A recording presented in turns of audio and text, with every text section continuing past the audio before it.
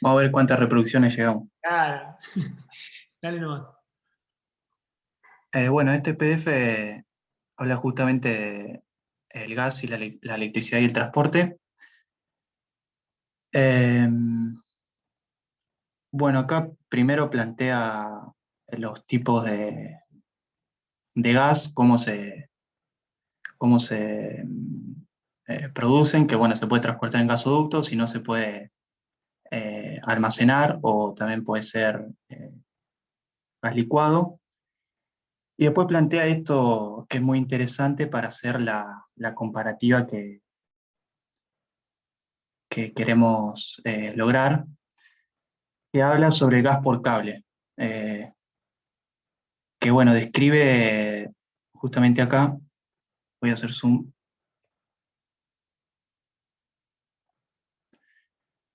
que hace referencia a la utilización del gas natural para generar energía. Y bueno, plantea justamente acá esta pregunta de si localizar una central en el yacimiento, o sea, donde se extrae el gas, o instalarla próxima al mayor, a la demanda, digamos, al centro de la demanda. Bueno, y hace una comparación, es decir, acá plantea la discusión del transporte de gas o electricidad, y bueno, la necesidad de decir si se localiza una central de generación cuyo combustible sea gas natural y cuál es más económica entre las dos situaciones, la central ubicada en boca de pozo o en los puntos de mayor demanda o de mayor consumo eléctrico. Entonces, ¿cuál es L1 o L2? La de mínimo costo de generación, bueno, que vendría a estar representado acá. Eh, y bueno, A ver, Seba, igual, como, anda un poquito más sí, arriba, está muy bueno eso, ¿eh? No nos vayamos mucho. El gráfico. sí, Ahí, lo que está planteando es diferentes distancias de yacimiento al punto de consumo, si mal no entiendo, ¿no? sí. O, L1 vendría a ser el transporte de gas natural ajá. y L2 vendría a ser el transporte de energía eléctrica ya producida. Ah, bien, bien, perfecto. ¿Y hace una comparativa entre esos? Sí, hace una comparativa. Bueno, esta es la comparación sobre la que habla, que bueno, con una eficiencia de 50% para un nivel de tensión de 132 kV, con capacidad de 50 megas, la cantidad de gas es esta. Esta era 1 millón, me parece. Está bajo sí, me parece que era 1 millón metros cúbicos y el D me parece que era día. Y bueno, después hace la comparativa con 500 kilovolts.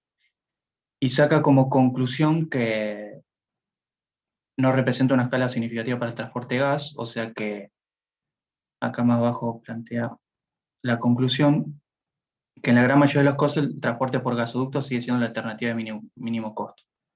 Es decir, casi todo proyecto nuevo, la localización de la central de generación será ubicada próxima al nodo de consumo eléctrico. Eh, y bueno, también, bueno, acá en la conclusión dice que si bien se complementan, hay ciertos puntos en los cuales compiten, como bueno, puede ser el caso que planteamos recién. Así que sí, esta sería la conclusión, que conviene por transportar el gas y poner la central cerca del punto de consumo. Mirá que loco, o sea que las pérdidas por gas y digamos que son menores las pérdidas por gas que por electricidad, de alguna manera. Sí, Y por lo que yo entiendo en esa comparativa de los valores que hace, es que las pérdidas por gas no son significativas, digamos. Es conveniente transportar la electricidad en alta tensión, no, perdón, conviene transportar el gas por grandes kilómetros y tenés menos pérdidas que si lo haces en alta tensión de electricidad. Sí, está muy No bueno. sé si se entendió. Se entendió, se entendió. Pero, con pregunta, ¿está analizado en función de la distancia? ¿Se tomó una distancia promedio de la distancia del centro de consumo al centro de generación o donde está el recurso? Sí, acá lo que dice que siempre se tiene que analizar el caso en particular, pero en la mayoría de los casos, en líneas generales, sí conviene el transporte por gasoductos. Bien, abrió el paraguas. Pero sí, sí, depende de cada caso en particular. Bien. Y en este caso, Claro, profe, pues yo tengo una duda, sí, Pablo. porque se me hace que, por ejemplo, hacer un gasoducto desde el sur hasta el centro de Buenos Aires sería una inversión catastrófica, o sea, a comparación de lo que saldría a ser un tendido eléctrico. Va, esa es la idea que yo tengo. Sí, sí, sí, sí, sí. Creo que también, por eso a eso iba un poco la pregunta. No sé si está analizado también el costo de obra. No, sí, eso era lo que iba a aclarar. No, no tiene en cuenta el costo de inversión. Bien, Obviamente, sí, va a ser un gasoducto, será mucho más caro que un tendido eléctrico, pero en este caso tiene en cuenta, acá como decía, la generación de energía eléctrica y lo hace con un ciclo combinado, digamos, una eficiencia del 50%, eh, y sí, sin tener en cuenta la inversión inicial de un gasoducto. Y lo hace, eh, bueno, con gas natural y un 50% de eficiencia. bien. Sí, no sé, estaba viendo si no me olvidaba de algo, pero ese vendría a ser A ver lo lo que tenés importante. arriba. Esto acá plantea una fórmula para hacer una comparación entre la cantidad transportada de energía, que lo expresa como energía por distancia, o sea, joule por metro, y bueno, hace la comparativa del transporte. Bien, eso como para compararlos. Claro. Y Sí, fíjate, igualmente acá también lo usa hace una comparativa del transporte de gas, sí, que conviene si transportar un gasoducto o gas licuado, y bueno, usa estas constantes bien, para tener en cuenta los acá el costo. costos fijos, Sí, eh, no, millones de BTU, miles de millones de BTU. a ver, acá abajo está. Acá dice millón de BTU. Con doble M. Sí, eso sí me confundía. Yo también pensé que eran miles de millones, pero es millón de BTU. Bien, otra cosa que aprendemos. Ahí te da los costos fijos. Sí, pero esto es para transporte de gas únicamente. Lo hace para transporte de gas. Por Ah, eso esta primera parte habla todo sobre el gas y después, al final que había mostrado, hace la comparativa entre producir energía, transportarla o transportar el gas y generar energía en el punto de consumo. bárbaro. Y ahí un poquito más adelante, bueno, ahí afecta la distancia, está afectada la distancia, entonces la tiene en cuenta. Pero fíjate que hace una comparativa que está buena, que es un tema que vamos a tratar, porque es el tema, yo creo que es la energía del futuro. Tal vez la energía del futuro sea wireless, o sea, sea inalámbrica, pero la que se viene es la que tenés abajo, la HVDC. Sí, ahí me salté un par de párrafos por eso había saltado a la otra página, porque hablaba justamente de esta corriente continua, pero era un tema aparte que no lo quise tocar. Bien, Pero, cambia la ecuación. ¿cómo, profe? Cambia la ecuación, la pudiste alcanzar a leer, porque fíjate, disculpa, ¿no? No, dice Sí. que aunque lo hagamos con línea eléctrica, esto de corriente continua, HVDC sigue siendo conveniente el gas natural para, para la, para la comparativa que hacíamos. Perfecto. Pues está bueno porque introducimos ya unos temas. Fíjate que primero habla de un gasoducto onshore, básicamente cualquiera de los que tenemos acá, podría ser un Vaca Muerta o podría ser el caso que planteamos de Ushuaia, que me gustaría que pensemos, tal vez para la otra clase, que aplicar esto, pero a esa distancia de Ushuaia, a ver si tal vez interviniendo en la fórmula con la distancia puede cambiar algo. LNG es el gas licuado, básicamente. Claro, acá plantea que a partir de 4.000 kilómetros ya empiezan a competir el NG con el gasoducto. Me parece que está por acá.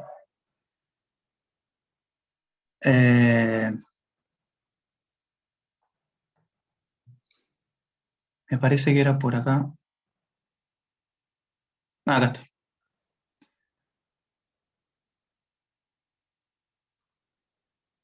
Se vuelve competitivo respecto al gasoducto a partir de 4.000 kilómetros. Bien. Sí, perfecto, ¿no? Ahí está, increíble, ¿no? Que el gas licuado podría llegar a competir. Y en el caso de la corriente continua, que me das, abrí el pie para un nuevo tema, que lo planteamos acá y después lo discutiremos, es eh, cuando hablamos de corriente continua, ¿qué se nos viene a la mente cuando hablamos de corriente continua en la distribución? ¿Grandes cargas, grandes potencias, grandes motores? Y no, que es muy costoso Sí, para transportar y... pero ¿qué se nos viene a la mente? ¿Qué usamos en la secundaria, en la facultad o en la vida diaria con corriente continua?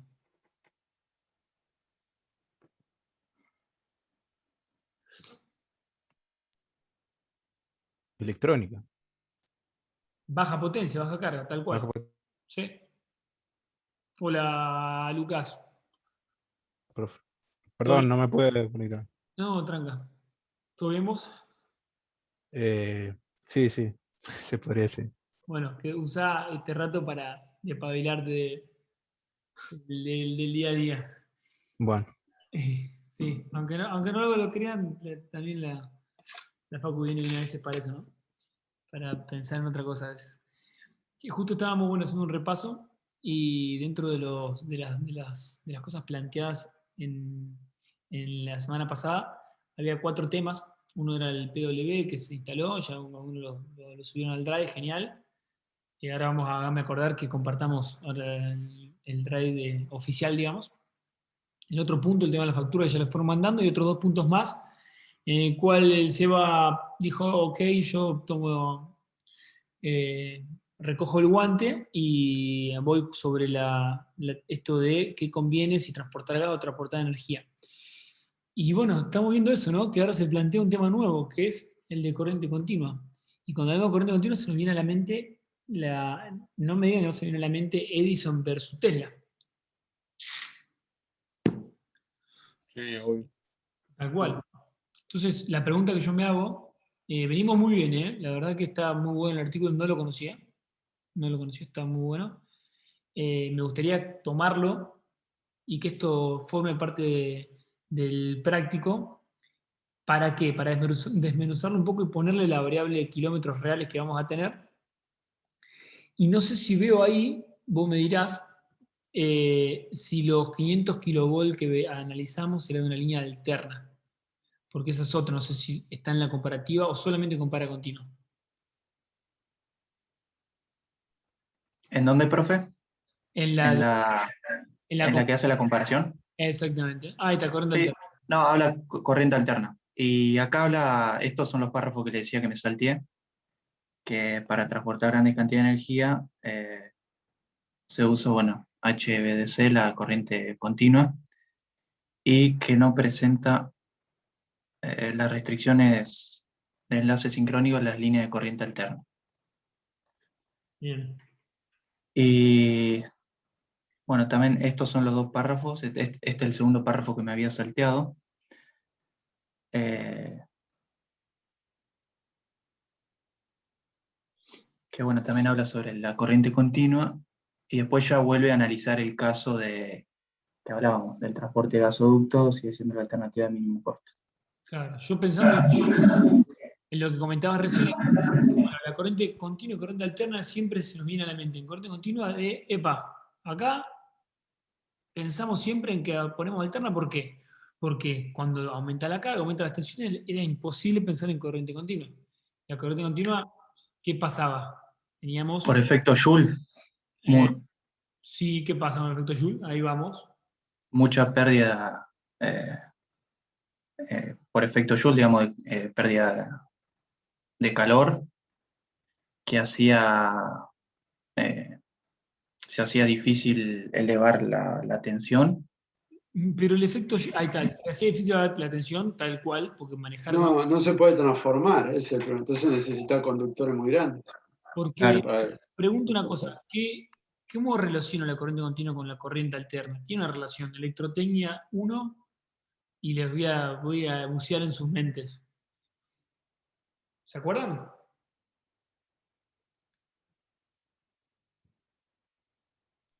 Era la potencia, una relación, digamos, con la potencia activa. Mm, digamos, la potencia activa de la alterna era eh, digamos, lo que se consumía en un mismo periodo de tiempo Claro. en una, La en una potencia activa, continua. claro, lo que se El transforma. coseno de Figaro que vale. El coseno de Figaro lo que hace es decir, bueno, ok, la parte activa es lo que se transforma realmente en un trabajo y lo otro es lo que generamos campos magnéticos. Pero hay una relación que era la corriente eficaz, que era el famoso raíz de 2.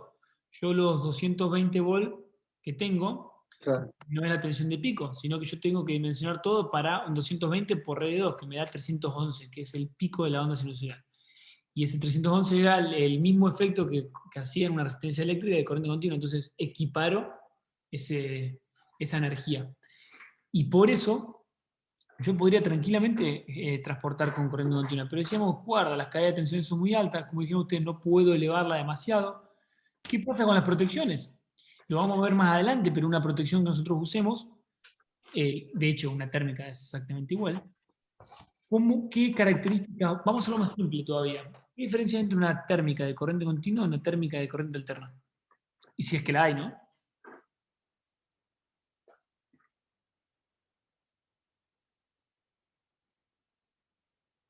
¿Son la misma? ¿Puedo usar la misma? 20 amperes sobre 20 amperes.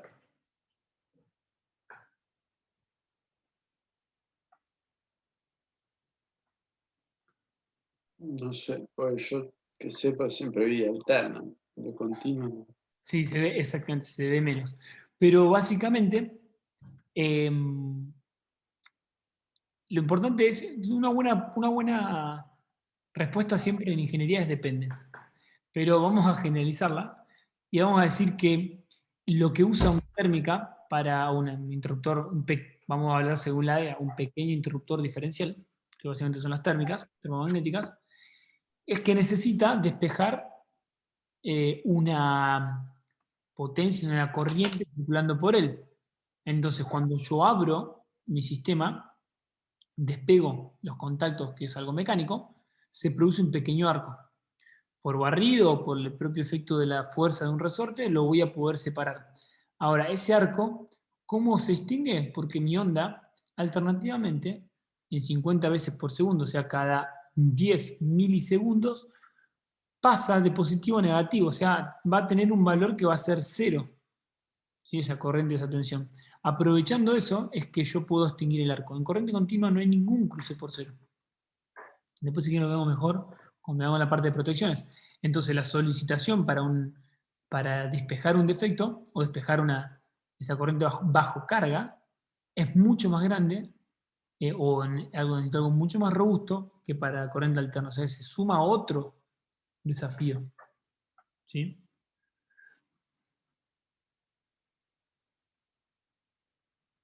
Básicamente es eso. Entonces, hasta ahí, ahora cualquier cosa a ver, déjame compartir pantalla. Ahí Así. dejo de compartir, profe. Y ya seguí, ¿no? Pero aclaro esto así ya por las dudas, para que me voy a poner de acá. Acá está. Voy a compartir una pizarra nada más.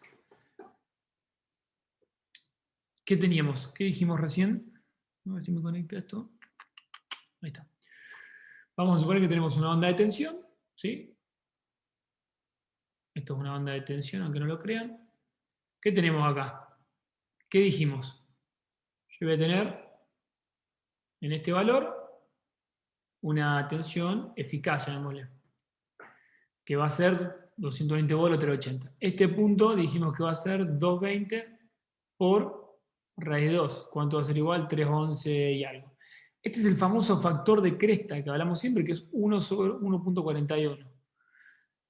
¿Qué es lo que termina pasando en un interruptor? Yo tengo un interruptor, si lo desarmo, ¿qué voy a tener? Un contacto fijo y un contacto que va a ser móvil, con una especie de resorte.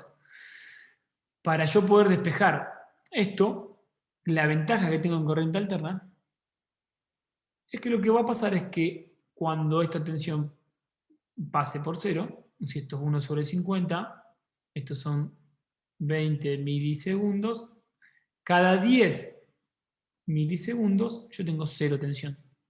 Entonces aprovecho esta característica para despejar el arco. Y en corriente continua no pasa lo mismo. En corriente continua yo tengo un valor constante. Tal vez mis aislaciones van a ser más chiquitas. ¿Sí? Vamos a poner aislaciones más chiquitas. Pero para despejar una falla yo tengo que cortar con toda la energía en todo momento. ¿Sí? Esa es la diferencia. ¿Cuál era la limitante? Vamos a pensar en eso y ahora les pregunto también otra cosa. Y pensemos entre todos, ¿por qué usamos corriente alterna? Si en realidad yo lo que estoy haciendo es que esto vamos a hacer acá, corriente continua, vamos a ver que las pérdidas van a ser menores. Porque acuérdense que acá yo tengo inductancias, campos magnéticos, de todo. Entonces, ¿por qué no se usó o no se usa corriente continua? Es una de las discusiones que tenemos que darnos. Otra discusión es por qué es 50 Hz y no otra frecuencia, como para asimilarlo más a una onda de corriente continua. Y otra es, ¿qué necesitamos para un transporte? Lo vamos a ver después en el PCC, pero yo tengo una generación acá, ¿sí? Tengo una línea de transporte y tengo un consumo. Yo voy a generar acá, vamos a suponer en 1 kilovolt, supongamos. Tengo que transportar en mayor tensión, en 500, 700. Y tengo que volver a consumir en 0,4. En corriente alterna, ¿cómo se hace esto? Pregunta. Transformador. Exactamente. ¿Quién dijo? Que no te vi. Yo. No, ¿qué color te gusta? Azul. Acá te ganás el derecho a elegir color. Ahí está. Perfecto. Entonces vos lo que me estás diciendo es que en realidad acá hay esto. ¿Qué es el transformador? Un núcleo y cable. O sea, chapa y cable. Debe ser la máquina estática más simple y más noble que existe, el transformador. Puedo ponerle protección, lo que quieran, pero no deja de ser esto. ¿Qué quiere decir? Que ¿cómo es esta inversión? Baja, conocida. Fácil de usar. Las protecciones simples, fácil de usar. ¿Qué pasa ahora en corriente continua?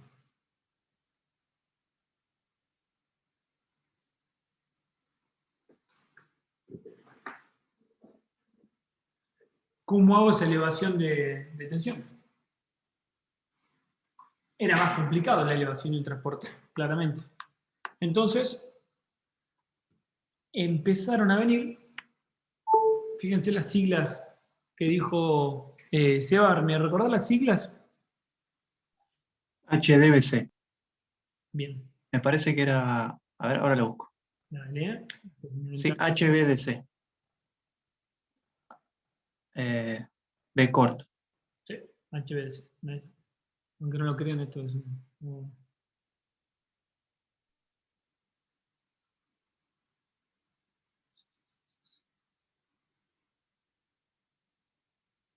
Bueno. Ajá. Ahí está. Esto ya sabemos qué es. ¿Y esto?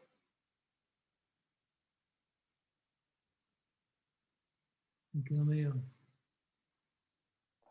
Alto voltajes. Ahí está. High Voltage Direct Current. Entonces, ¿qué quiere decir? Es una tecnología que me permite en corriente continua altos voltajes. ¿Cómo lo hago? Mi querida electrónica de potencia. Cuando hablamos de electrónica de potencia, cuando hablamos de electrónica hablamos de, no sé, historias, cosas así, hablamos de diodos, hablamos de tristores, con puertas básicamente. Y en electrónica cuando veíamos eso, lo veíamos siempre para comandar electrónica de control. Cuando hablamos de electrónica de potencia, ya empezamos a decir, bueno, puedo tener un contacto seco que maneje una carga. Esto estamos hablando que nosotros podemos, a través de lógica de tristores, pasar esto a continua y elevar la tensión a 500 kilovolts. Todo de forma electrónica. Y lo mismo para bajar esto. Es más, podríamos transportar hasta en otra frecuencia si quisiéramos. O podríamos interconectarlo con el sistema de Brasil, que tiene 60 Hz, directamente agarrando una barra de acá. Con una salida electrónica de control muy simple. ¿Por qué esto se está empezando a hablar? Porque esto empezó a tener una disminución de costos de los componentes electrónicos. Entonces ahora tiene un poco más de sentido hablar de esto, ¿sí? Antes era básicamente imposible pensar en 500 kV de corriente continua. Bien, quería aclarar eso porque va a estar bueno poder hacer un práctico sobre eso y empezar a hablar de estos temas, que son los temas que van a venir, son los temas del futuro. Si yo les pregunto, para transmitir o transportar la misma potencia,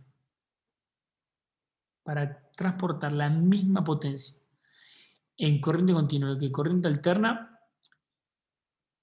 ¿en qué condición o cuáles de las dos necesito o ahorro más conductor? ¿O necesito un conductor más delgado? O al revés, con un mismo conductor, ¿qué puedo transportar? Más potencia, vamos a ser más simple. ¿Con corriente continua o corriente alterna? Con corriente alterna es más pequeño el conductor. ¿Están seguros? ¿Todos están pensando igual? Creo que tal vez con continuo, por eso que dijo de la corriente eficaz. Ahí va, ahí puedo andar.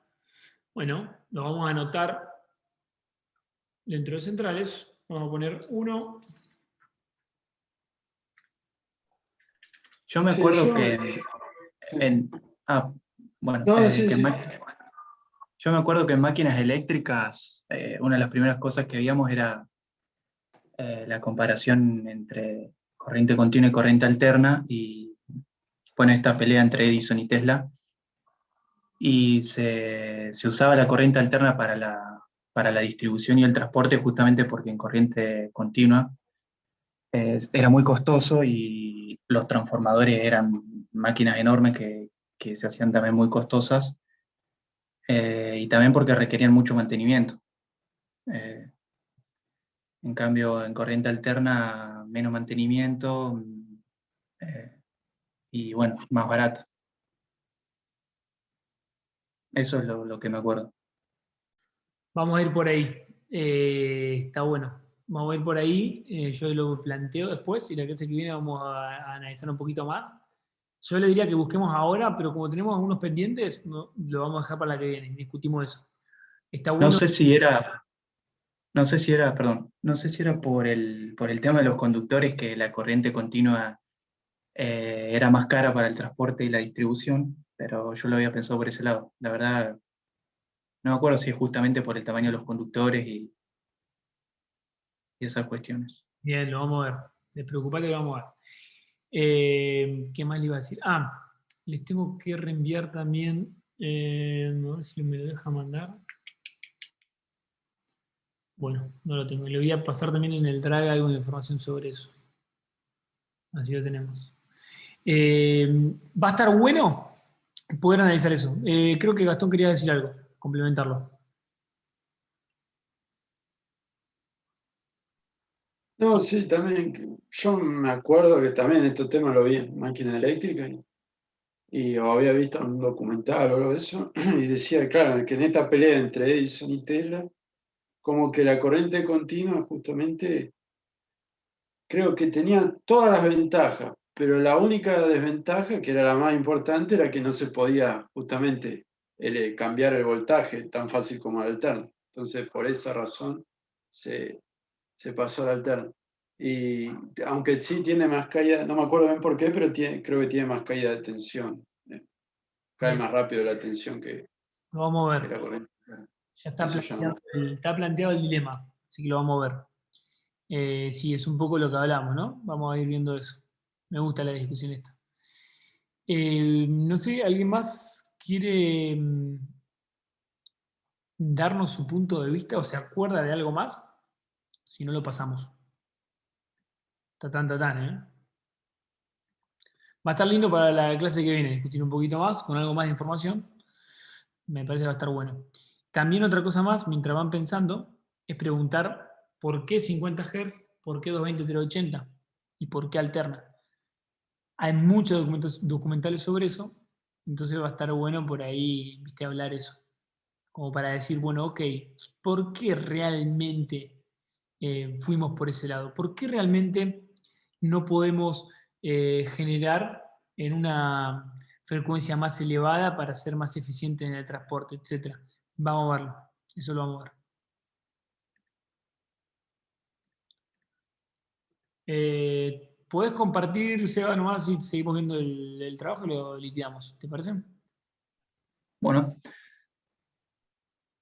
Todo tuyo. Yo mientras voy a buscarle una imagen muy clarificadora de esto. sí, acá, profe, plantea la conclusión y no mucho más. Después, bueno, que les había comentado antes, habla sobre el consumo un poco de las energías, Ujú. pero bueno, más que nada plantea lo más interesante era la comparativa y bueno, los tipos de gas, cómo se almacenan y cómo se transportan. Bien. Sí, esto me pareció interesante, digamos, la utilización del gas natural para la generación de energía, que esto es lo que usa para la comparativa. A ver, me gusta eso. Dice, Gas por bueno, cable. gas por cable, Buena definición. ¿cómo? Es buena definición eso de gas por cable. Sí, sí, digamos, hace referencia a que la utilización del gas natural para la generación de energía y tiene en cuenta justamente esto, lo de localizar una central eléctrica en el yacimiento, en lugar de instalarla en el mercado, próxima al mercado o la demanda. Buenísimo. Que esto es lo que usa justamente para la comparación, por eso al principio hacía referencia a esto. Bien. Impecable. Así que, Vamos a seguir bueno, hablando sobre eso, si te parece. bueno, Podemos esa base, eh, podemos modificar meterle sí, en la fórmula las distancias y las potencias. si te animás o si se animan, podemos hacerlo todo en conjunto, como quieran ustedes, ponerle esas distancias y agregarle, por ahí podemos conseguir el costo de instalación pensando en 3 variables. A veces las líneas de transporte de energía ya están, y el gasoducto muchas veces no. Y en el caso que no esté ninguno de los dos, decimos, bueno, ¿cuánto sale el kilómetro de una línea de 500 kilovolts y cuánto el kilómetro de un gasoducto? Para poner esa variable. Y podría ser un buen cierre, digamos. Claro, teniendo en cuenta costo de inversión Exactamente, y transporte. exactamente. ¿Me parece? Bueno, Bien, excelente. Bueno, ¿Vamos con el otro tema? dale, ahora dejo compartir. Vale.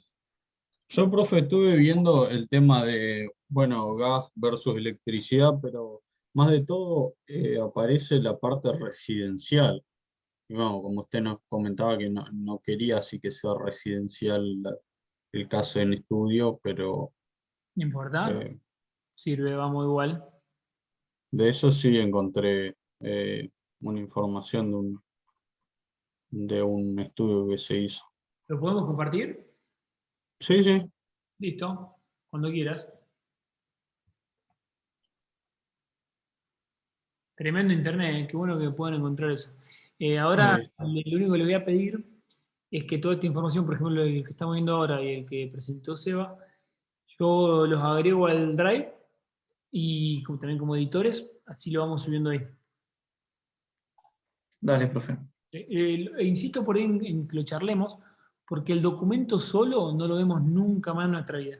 Ahora, el documento que discutamos acá, les puedo asegurar que cuando tengamos esto en algún momento de nuestra vida, que a usted se le venga algún problema de estos, van a saber dónde está y van a saber que lo vieron en algún lado. Dale nomás. Bien. No, esto lo saqué de una de las referencias que tenía de un estudio el Ministerio de Energía, o no sé cómo se llama ahora, Energía, Minería, y todos los gobiernos cambian el nombre, pero bueno, es de eso. Que digamos hace un versus entre el consumo de gas y electricidad de forma residencial. Acá por lo que parece hay una foto tomada de Puerto Madero, parece.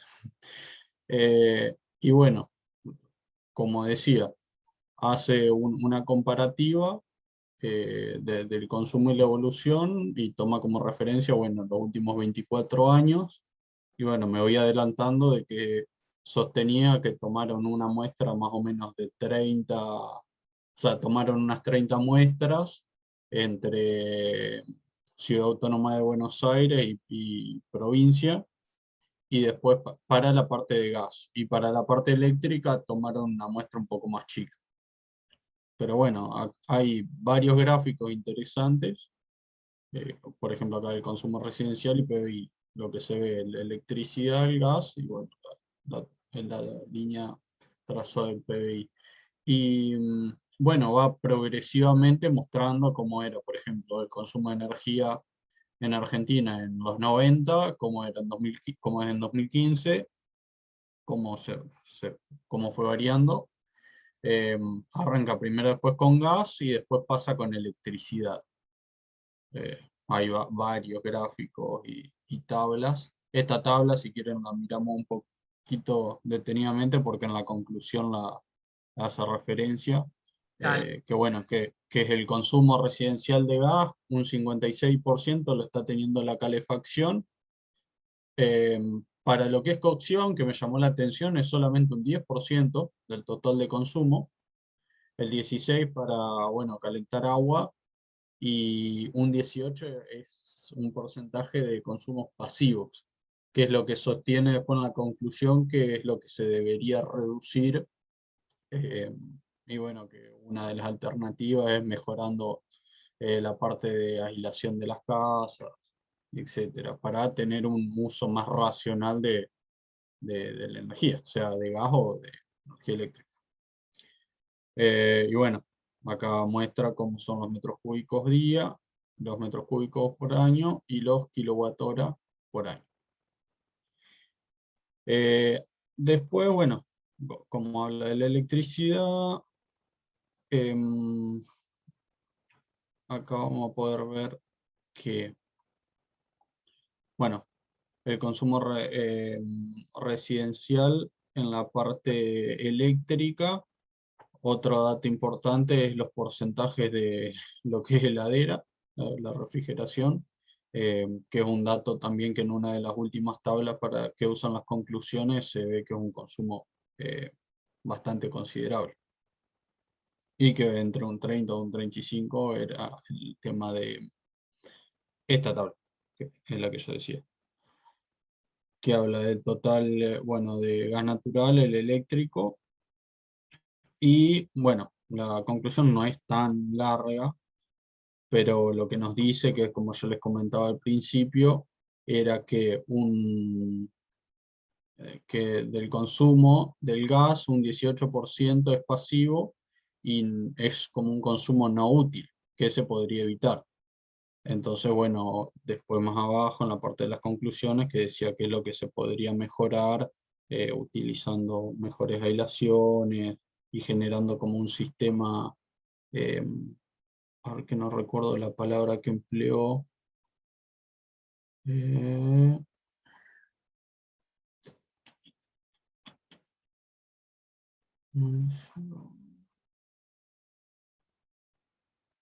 acá, el tema de que puedes llegar a ahorrar usando equipos solares de apoyo para la, digamos, la calefacción del agua. Y en otra parte mencionaba el tema de la aislación, que ahora lo perdí de vista. Y ahí están pensados en la parte de consumo para cocina. Pensado siempre habla de gas y ¿qué más habla? De gas y bueno, como decir su par en electricidad. Por ejemplo, acá se ve que por ejemplo se usó un 7,6 en ese Ah, entonces. y ese 7,6 estamos hablando de... Y yo quiero creer que es para cocina a inducción. Claro, o sea, es para cocina eléctrica, pero no sabemos si es inducción o resistencia o el tipo de tecnología, digamos. No está verificado. Claro, no. Pero sí sostenía, y creo que es algo que también comentaba Seba, era que en la parte de... Ah, no, este lo leí en otro documento, que decía que en la parte de cuando se busca de calentar agua con gas, se tiene una eficiencia de un 50, 50 y algo por ciento. En cambio, en la parte eléctrica es como mucho más eficiente lo que se puede llegar a lograr, o sea, con los equipos que se usan. Claro, puedes hacer algo mucho más... Sí, entiendo. Y Ahora, acá nombraba también en una parte, ahora no, justo no la encuentro, que decía de que hay un tipo para calentar agua, de una calefacción localizada que es instantánea, digamos, como que se utiliza en el momento que se necesita y después ya no. Como que va por ahí, de que, bueno, en el tema de consumo de gas tendría que haber una mejora en ese 18% que es un consumo pasivo, y también sostiene que en la parte eléctrica obviamente se utilizan equipos de gran eficiencia de tipo A. bien. 10% Pero de... bueno, esto es muy ¿no? de residencia, no encontré así a nivel país con la matriz energética.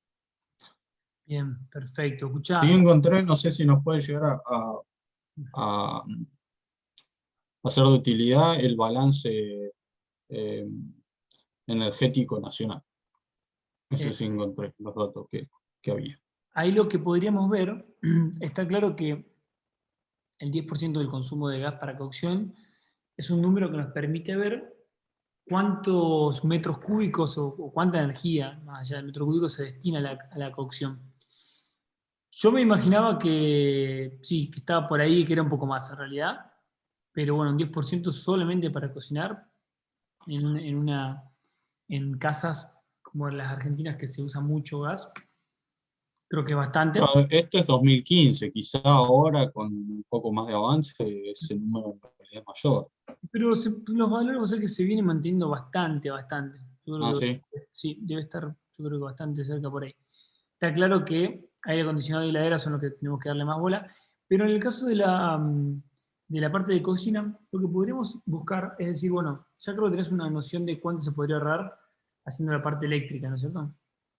Entonces eso nos podría dar una cantidad de CO2 evitado, pero lo que podríamos buscar es decir, bueno, la cocina a gas versus la de inducción. O sea, buscar por un caso práctico porque no podemos mezclar o hacer una comparativa directa. ¿Por qué?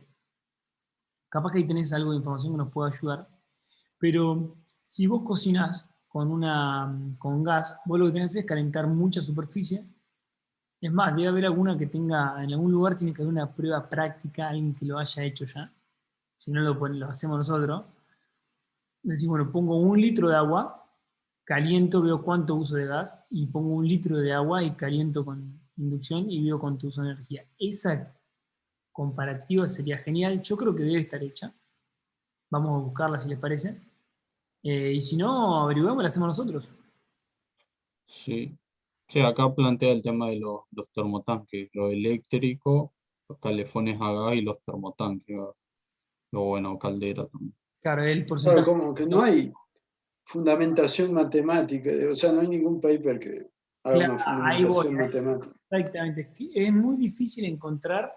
Nosotros hemos encontrado un año algo, pero en el posgrado. Habíamos encontrado algo que hacían un lindo artículo, hacían la comparativa, pero así tal cual me lo está diciendo Gastón, no hay, por lo menos no se encuentra. Busquemos por ahí en el Google Scholar o alguno que tengamos algún otro tipo de información que puede venir, que puede ser más técnica, y busquemos alguno que sea el último ejemplo práctico, y lo hacemos nosotros, si no.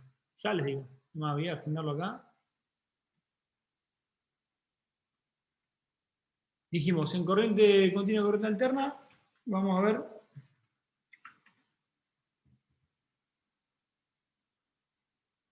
El caso propuesto. Y la alternativa, sí, hay que hacer la inversión o no. Perfecto, ahí está. Y respecto a este acá, vamos a... Ahí está. ¿Qué queremos decir con esto? Si yo tomo como acá arriba 25.000 años antes de Cristo, que son, digamos, las primeras descubrimientos o hallazgos en excavaciones de la parte de humanos, que con el carbono se pudo comprobar o se pudo demostrar la antigüedad. Si yo puedo graficar cuál es la era de los hidrocarburos, yo voy a pintar en verde esa era de la civilización. ¿Sí? Y fíjense que cada fila de estas son 200 años. O sea que la parte de hidrocarburos es algo muy en la historia humana, algo muy acotado. ¿Sí? Acá, esta es en verde, la época de los combustibles fósiles. Quiero que vean esta imagen. Esta imagen lo que nos dice, nos da en ordenadas cuál es el consumo de energía per cápita. Y en abscisas tenemos la cantidad de personas. ¿Sí? Por ejemplo, Argentina está entre Polonia y Turquía, China, mucha más población, India, muchísima más población.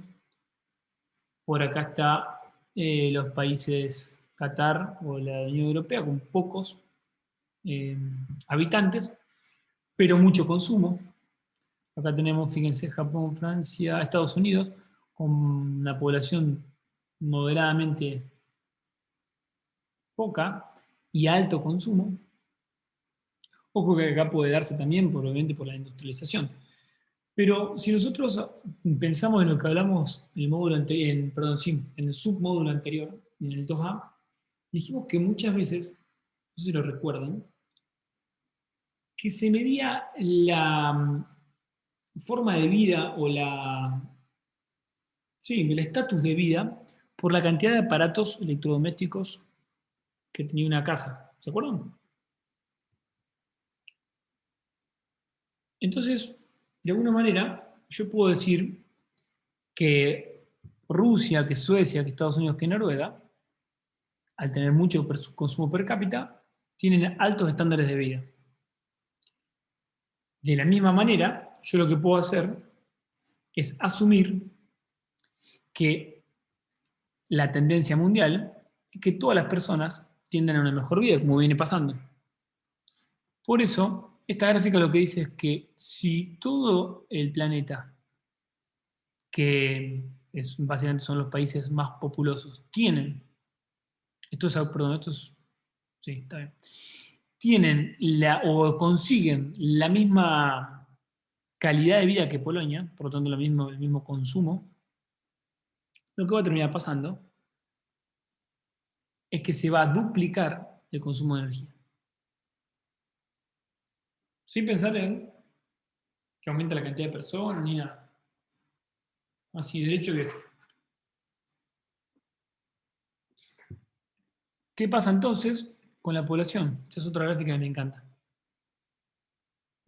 Si ven acá, esta es la forma desde el 7000 a.C., cómo fue evolucionando la población mundial.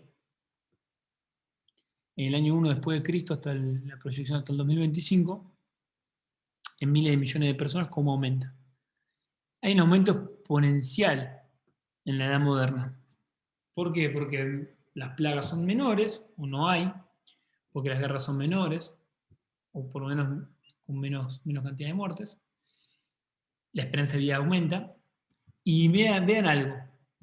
Tenemos que antes se duplicaba en 1.000.000 la cantidad o 1.000 de millones, la cantidad de habitantes en el planeta, cada 120 años. ¿Lo ven? De 1800 a 1920 aumentó 1.000 millones la población mundial. En el año 2000 a 2011, o sea, en 11 años de diferencia, se produce lo que antes tardaba 120 años. O sea, el crecimiento poblacional es exponencial. Entonces nos vamos a preguntar qué podemos hacer. Estos son los recursos que la Tierra necesita. Por ejemplo, una Tierra es lo que la Tierra te puede dar, el planeta Tierra te puede dar, a cambio de lo que vos le saques. O sea, como un equilibrio. Ahora, si nosotros tenemos los estándares europeos de consumo, vamos a necesitar los recursos de 2 tierras y medias y de 4 tierras si tenemos los consumos y estándares energéticos de Estados Unidos. O sea que consumir o vivir como Estados Unidos o como la Unión Europea hoy es inviable para el mundo. Por otro lado, acá tenemos la generación de CO2 y el cambio de temperatura, los gases de efecto invernadero. Vamos ahora sí a los límites micro. Eso es como el contexto, ¿no? Fíjense qué importante lo que estamos hablando. Cuando hablamos de los límites micro, es siempre hablando de la evaluación de la forma de energía. Vamos a ver el costo monetario directo, la dependencia de recursos adicionales, impacto ambiental, renovabilidad, muy importante, escala potencial, esto es lo que trunca muchos desarrollos, confiabilidad e intermitencia, nos vamos a tener ahí, vamos a discutir un rato, localización, un poco más entendible, densidad energética, transportabilidad, lo que hablábamos recién en el práctico, y el balance energético neto. Les quiero presentar esta gráfica, estas dos gráficas en realidad. ¿Qué vemos acá? Costo monetario directo, ¿sí? El famoso CAPEX y OPEX. CAPEX, OPEX, acuérdense, siempre que hablemos de generación vamos a hablar de OPEX y de CAPEX, los gastos de capital, digamos, de la inversión, de los materiales, y el OPEX, los gastos de la operación, gastos de mantenimiento, gastos variables. Entonces, si yo veo los costos monetarios directos, y acá tengo los costos de la generación de energía. Fíjense acá. Estos son los diferentes tipos de generadores. Y tenemos que los ciclos combinados de gas, necesitan una inversión de $1000 por kilowatt instalado. Una nuclear es mucho más grande, obviamente.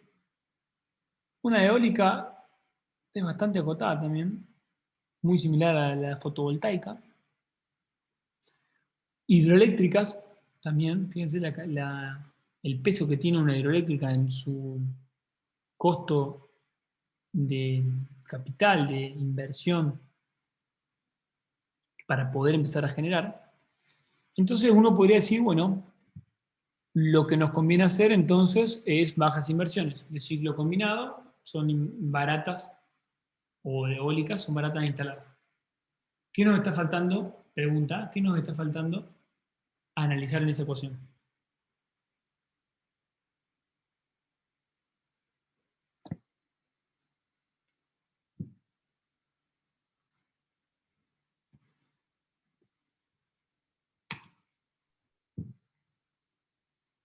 Lucas.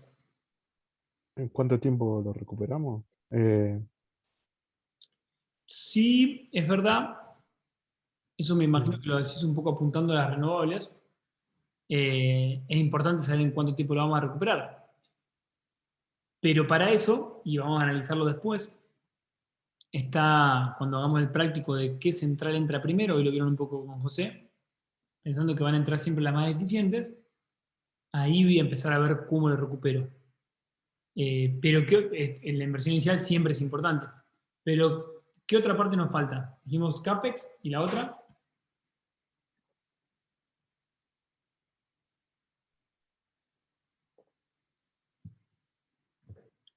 Dale, Luca, animate nomás, ¿eh?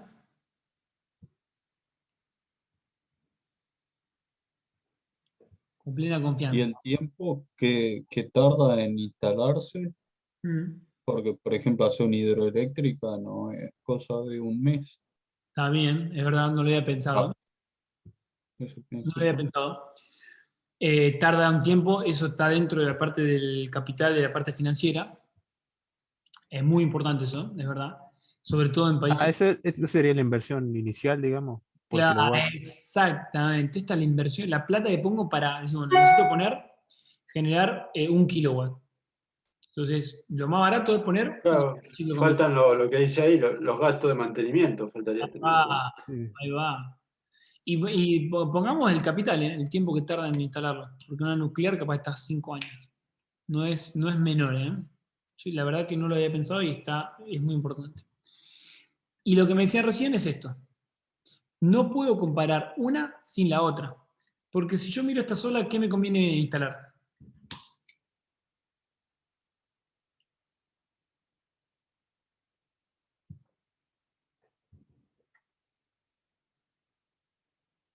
Ciclo combinado.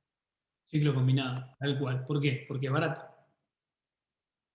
¿Qué se supone? Encima es rápida, que voy a recuperar así la inversión. Si tendrías que poner vos la plata, y voy a la que es más barata, recupero más rápida la inversión. ¿Qué nos falta analizar? Bien, ¿cuál es el costo en su operación? Fíjense las unidades, vienen acá. Dólares por kilowatt. ¿Esto qué es? ¿Qué unidades son?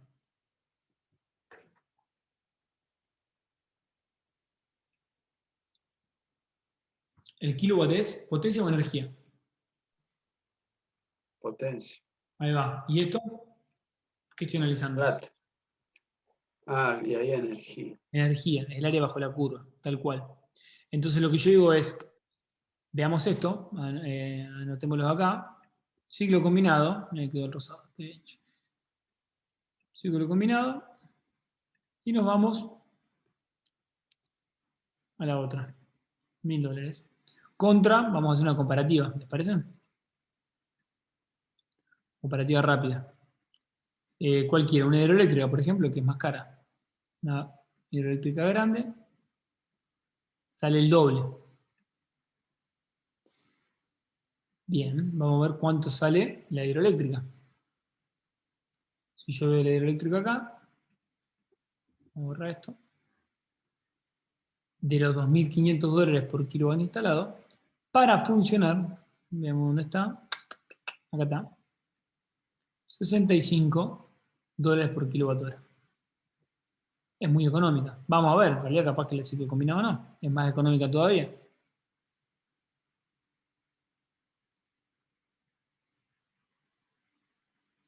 La pasé. ¿Dónde está? Acá está, ciclo combinado. 69. Entonces ahí, ¿qué se van a formar? Dos curvas. Siempre lo mismo. Esto es tiempo. Y acá tenemos inversión. ¿Qué va a pasar? Uno va a tener una inversión inicial más chica y va a tener un gasto fijo más grande. No mucho, ¿eh? La otra va a tener una inversión más grande, del doble, y va a tener un costo mínimo. ¿Ya qué podemos suponer de esto?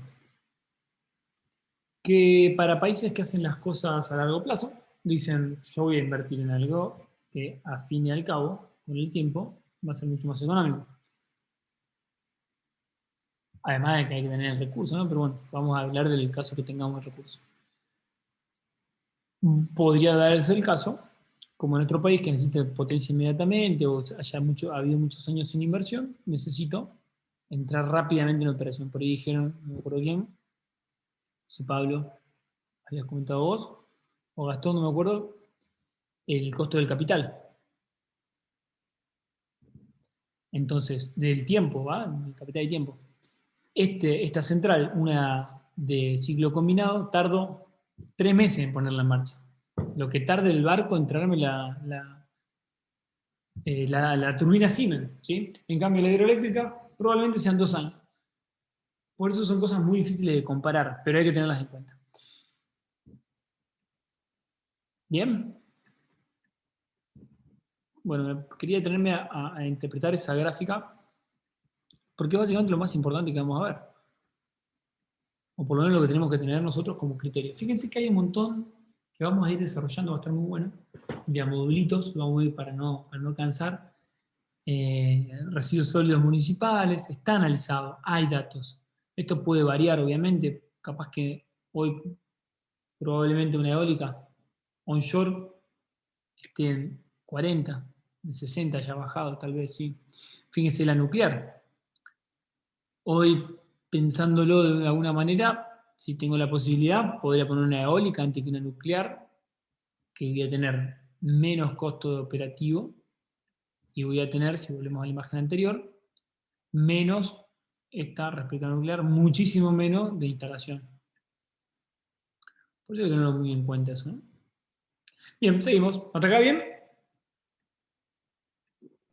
Sí, profe. Perfecto. Sí, sí. Seguimos un ratito más. Quiero llegar a mostrarles, queda bastante. Les quiero mostrar algo que va a estar muy bueno. Entonces, límites micro. Acá dijimos el costo monetario directo, que es lo que analizamos recién, dependencia de recursos adicionales, impacto ambiental, renovabilidad. Veamos acá. ¿Cuál es la dependencia de recursos? Vuelvo acá, ¿no? Punto 2, dependencia de recursos. Lo que tenemos es agua, acero, arena, cemento. ¿Qué pasa con esto? Tierra, energía. Si yo tengo una central que requiere, por ejemplo, una central nuclear, ya tengo un límite micro del agua. Yo necesito agua para poder refrigerar. Entonces tengo que estar en un lugar donde tenga un alto caudal de agua disponible de forma económica. Cuando hablamos de fracking, por ejemplo, ¿qué creen ustedes que necesita agua? ¿Por qué es tan vaca muerta? En Anhelo es tan deseado. O es el epicentro, digamos.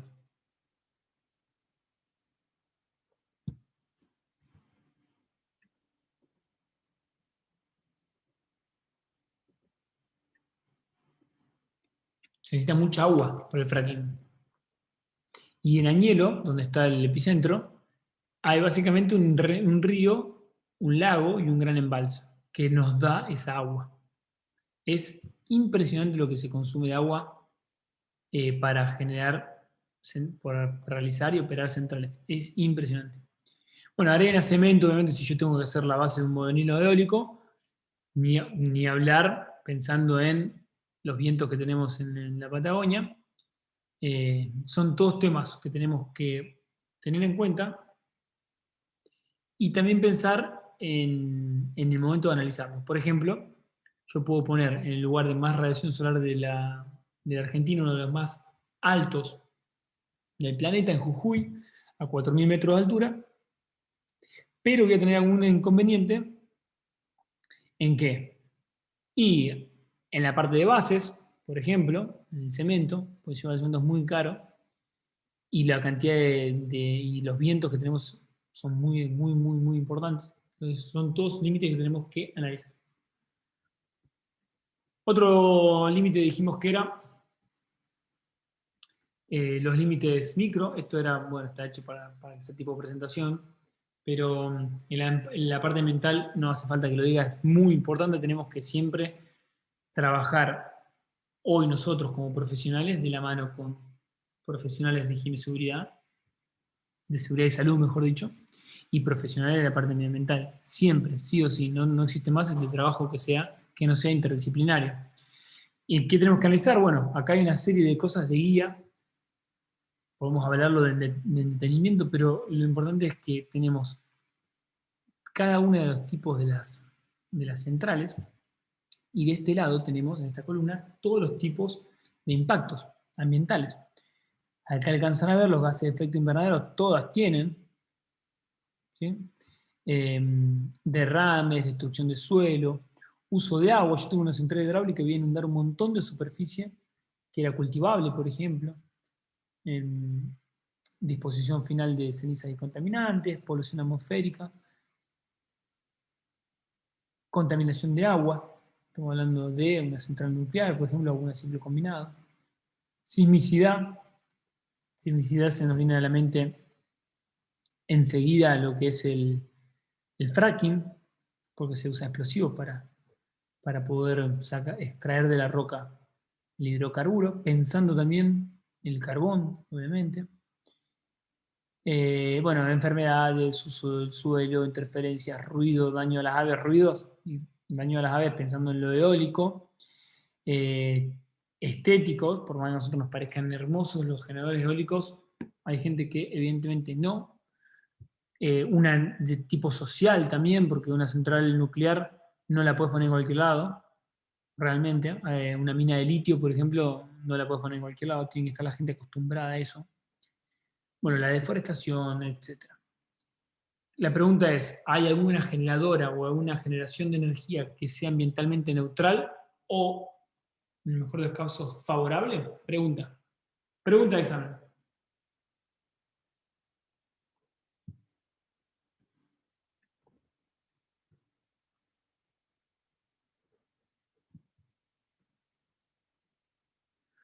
El que se anime. Tire verdura. Gastón, Lucas, Seba, que venía sin hablar. Pablo. Ahí está, Lucas, animate dale. No, profe. ¿Por qué no? Si Es alguno... imposible.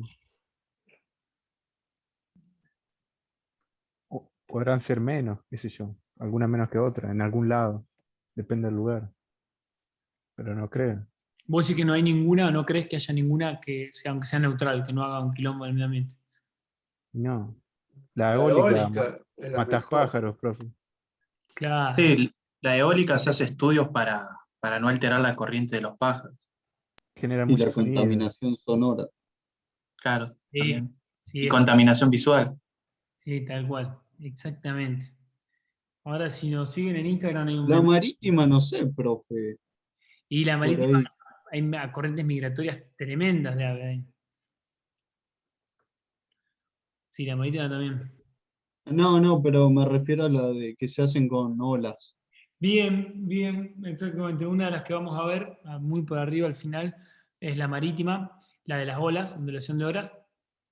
El tema es que acá lo que estamos viendo, bueno, y gracias por la acotación porque es lo que nos permite pensar en esto. ¿Cuál era el problema? No lo vimos todavía capaz, por eso no lo desarrollé. Pero una de las cosas que tiene que tener una central, dijimos, que tenía que ser escalable o que tiene que ser ilimitado. Entonces, hoy por hoy, ¿cuál es el problema que tenemos con ese tipo o de las mareas o de corrientes? es la baja producción que podemos llegar a tener, por eso no están incluidas. Pero sí, a nivel, si incluiríamos las de a nivel prototipo, podríamos pensar en que realmente sí, podría ser algo interesante. Sigue siendo algo, o sea, a nivel prototipo no hay drama. Ahora, para generar la energía que se necesita en un país, por ejemplo, y ya sería realmente un problema porque estás metiendo en el mar muchas otras cosas. Pero va a estar bueno que lo analicemos cuando veamos ese tema. Lo que está diciendo es que hay alguna tecnología que están desarrollando para usar las olas de la marea. Algunas son realmente importantes en su impacto porque mueven compuertas subterráneas, una locura. Pero hay otras que están desarrollando a baja escala que son como unos gusanitos que se mueven con el agua y adentro hay como un giróscopo que va generando energía. Genial, pero todavía es a muy baja escala. Se puede usar para alimentar boyas, alguna central en el mar o cosas así. Buenísimo. La respuesta, si pensando es, nunca va a ser ambientalmente neutro. Por ahora, nunca va a ser, ahora que me decís, pongamos un paréntesis, nuestro desafío es eso, encontrar algo que sea ambientalmente neutro. No vamos a ir a la negativa. Bueno, discusión, renovables y no renovables, sostenibles y sustentables. Esto me interesa verlo porque ¿qué entendemos por energías renovables? ¿Y qué entendemos por sostenibles? Bueno, la discusión la dejamos para otro día si no nos demoramos, pero renovables se supone que se repone el recurso a un ritmo mayor que lo que se consume, por eso es renovable, cualquiera sea el tipo. Y básicamente sostenible es lo que hablamos antes. O sea, satisfacer todas nuestras necesidades sin comprometer las capacidades de las generaciones futuras, sin sacrificar por las generaciones, los estándares de las generaciones futuras. Por eso la palabra sostenible es, yo creo que es sumamente importante. Escala potencial, otro. Ahí vamos. Dijimos, uno de los que nos queda, límite micro, escala potencial. ¿Por qué? Y acá lo que hablamos del aprovechamiento de las olas. La fuente primaria debe ser aquella que pueda proveer una cantidad de energía equivalente a un 25% de energía a nivel global o nacional. Entonces yo digo, puedo suponer a Argentina, Uruguay, voy a tomar una provincia que es independiente, y digo, Argentina consume X cantidad de kilowatt-hora. Para que pueda suponer que es una fuente primaria esta que hablábamos, yo con generadores de tipo de olas tengo que abastecer el 25% de la energía que consumimos. No es fácil consumir todo eso. Vamos uno más. Intermitencias. Y lo dejamos acá para discutirlo en la clase que viene porque esto está muy bueno.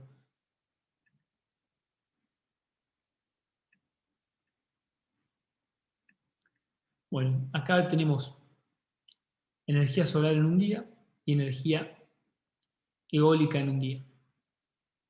Esto es una central hidráulica y una térmica. La central térmica yo puedo generar parejo todo el día. Si tengo caudal de agua en hidráulica, lo mismo. Pero ¿qué pasa con las renovables no convencionales? Fíjense la eólica, con la variación del tiempo del viento en un día. La solar puede ser un poco más pareja, pero igual, una nube que pasa, una tormenta, sigue siendo con mucha intermitencia. ¿Lo ven ahí?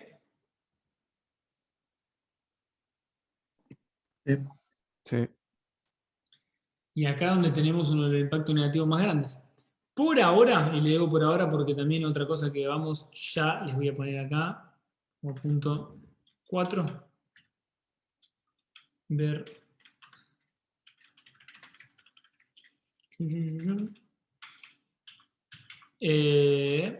como punto 4, ¿qué vamos a ver? Esto. Alternativas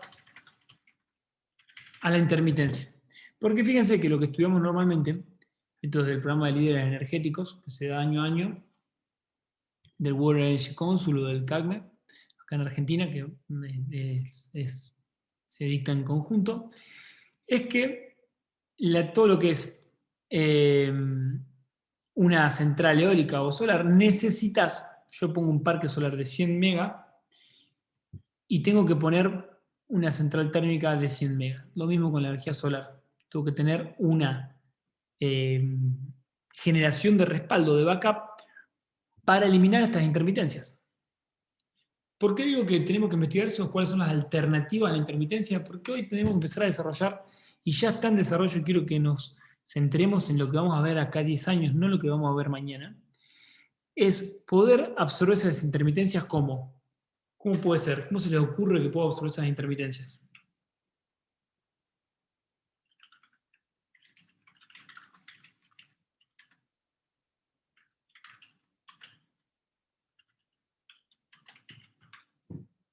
Nos estamos quedando sin nafta, muchachos, ¿eh? Tiene una punta ahí. ¿Qué hago yo? Por ejemplo, en mi casa si tengo recortes de la distribuidora de energía, microcortes. Puedo almacenar energía Ahí va. Ahí está el y futuro. después, claro, después usarla cuando la necesito. Tal cual. Ahí vamos. Vamos por ahí. Entonces, ¿cuál es el limitante? Yo quiero que pensemos en lo que vimos ahí al principio. Nadie se le hubiese ocurrido transmitir en 500, 700 o más kilovolt. Pensaban en 50, en 60, en 70, en 100 volt. Y era una limitante. Era imposible llevar la energía. Hoy estamos hablando de que la transportamos como nada. Entonces, quiero que hagamos lo mismo. Pensemos hoy, es imposible estas intermitencias. Y no. Pensemos, investiguemos. Smart Grid, ¿sí? Almacenamiento moderno, ¿qué quiere decir? Superconductores. Bobinas superconductoras, lo voy anotando. Smart Grid, ¿por qué? Porque se supone que cuando tengamos un Smart Grid vamos a tener un montón de autos eléctricos conectados a la red, vamos a poder saldar esto. O sea, realmente puede tener todo lo que hablamos y lo que vemos una correlación con la vida diaria, la generación y las energías alternativas y renovables. Se puede hacer. Así que quiero dejarles esa inquietud y la que viene vemos los límites micro. Seguimos con los límites micro que quedan un par y terminamos con los macro. Si les parece. Les dejo esta inquietud, les mando un WhatsApp con eso y vemos la que viene, la parte de factura. ¿Qué nos queda ver la que viene esto? ¿Dónde están los recursos? Dijimos. Las superficies, que esto quiero ver esto, que va a estar buenísimo, que es un límite macro importante. Quiero que veamos la energía neta, que la vamos a ver muy por arriba, muy rápido. Así que en media horita lo cocinamos. Y después el módulo C también es algo muy rápido, porque solamente nombramos las leyes o los marcos. Queda un ratito más. Ya casi está. Vamos a pausar.